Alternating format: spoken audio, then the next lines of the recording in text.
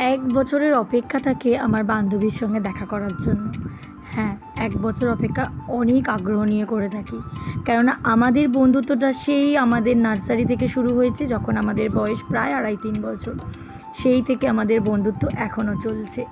তো একটা বছর অপেক্ষা করি ও কবে আসবে, কেননা ও বাইরে থাকে, আউট অফ স্টেট, ও দিল্লি থাকে, যবে মানে আসবে সেই জন্য আসার আগে থেকে আমি জানি কোন সময়টা আসে, আগে থেকে ওকে নক করি, কিরে কবে আসবি কবে আসবি। আসার পরেই কিন্তু আমরা রেস্টুরেন্টে একদিন যাই খাওয়া দাওয়া করতে। দেখাটা মাঝে মধ্যে রাস্তাঘাটে হয়ে গেলেও কিন্তু খাওয়া দাওয়াটা আমরা একদিন করি। তো একদিন সন্ধ্যাবেলায়ও আমার বাড়ি চলে আসে।